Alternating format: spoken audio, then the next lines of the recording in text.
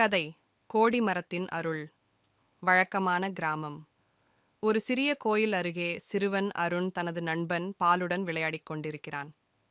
அருண்: பாலா, அந்த கோயில் அருகே உள்ள பழைய மரத்தை கண்டாயா? அதற்கு கோடி மரம் என்று பெயர். பாலா: ஆம், அது மிகவும் பெரியதாக இருக்கிறது. ஆனால் ஏன் கோடி மரம் என்று அழைக்கிறார்கள்? அருண்: அதற்கொரு சிறப்பு கதை இருக்கிறது. பழங்காலத்தில் கிராமத்திலே ஒரு பெரிய வறட்சி ஏற்பட்டது. மக்கள் அனைவரும் தண்ணீர் இல்லாமல் கஷ்டப்பட்டார்கள். பாலா: ஓஹோ, பின்னர் என்ன ஆயிற்று? அருண்: ஒரு பெரிய விஷ்ணு பக்தர் இந்த கோயிலில் வந்து கடவுளை பிரார்த்தித்தார். அவர் பல நாட்கள் உண்ணாமல் நோன்பு இருந்து ஓம் நாராயணாய நமஹா என்று ஜெபித்தார். பாலா: பின்னர் என்ன நடந்தது? அருண்: பக்தரின் உண்மையான பக்தியைக் காண விஷ்ணு பகவான் தோன்றி, உன் பக்திக்காக இந்த மரத்திற்கு ஒரு சிறப்பு அருள் அளிக்கிறேன். இனி இது கோடி மரமாக மாறி மக்கள் அனைவருக்கும் அருள் தரும் என்றார். பாலா: அதற்குப் பிறகு?